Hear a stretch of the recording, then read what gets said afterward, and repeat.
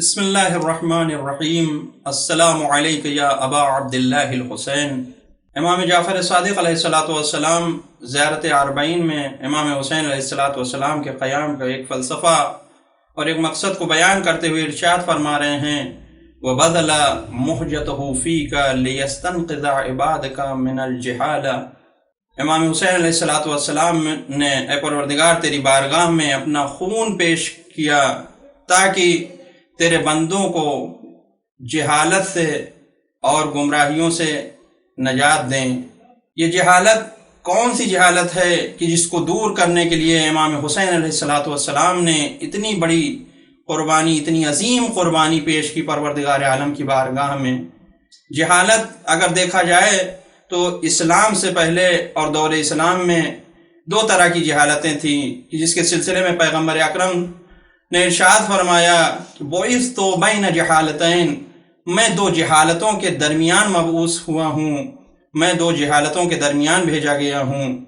ایک جہالت اسلام سے پہلے کی جہالت تھی کہ جسے پیغمبر اکرم نے اپنے بعثت کے ذریعے سے دور کیا۔ وہ جہالت کون سی تھی؟ وہ جہالت بت پرستی کی تھی، وہ جہالت لڑکیوں کو زندہ درگور کر دینے والی تھی۔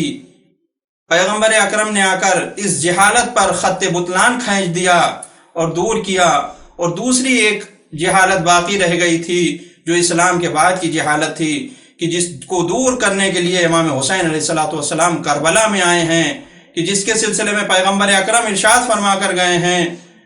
کہ من مات ولم یعرف امام زمانہ مات میتۃ جاہلیہ، جو شخص مر گیا اور اپنے امام کی معرفت نہ حاصل کی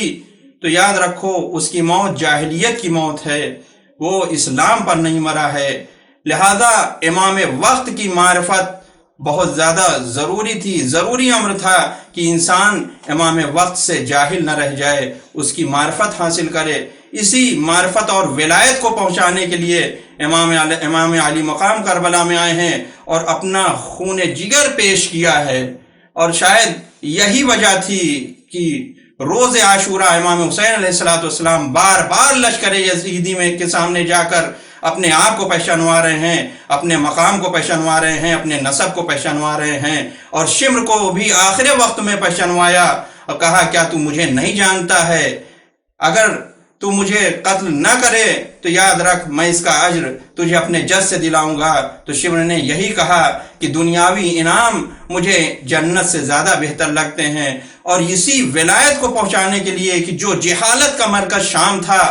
جناب سید سجاد اور جناب زینب الیا مقام آئی ہیں، اور شام میں جہاں امام حسین کو یا ولایت اہل بیت کو نہیں پہچانا جا رہا تھا، وہاں چاہے وہ شامی بزرگ کا واقعہ ہو جو مسجد سے نکلنے کے بعد لعنت کرتا ہے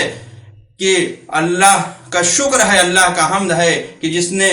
آپ کو اس مقام پر، جس نے آپ کو قتل کیا اور آپ کے شر سے ہم کو نجات دی ہے۔ وہاں پر امام نے آیات قرآنی کے ذریعے سے استدلال کر کے اور اپنے خطبوں میں جناب سید سجاد اور جناب زینب الیا مقام سلام اللہ علیہ نے استدلال کر کے فرمایا دیکھو تم ہمارے مقام کو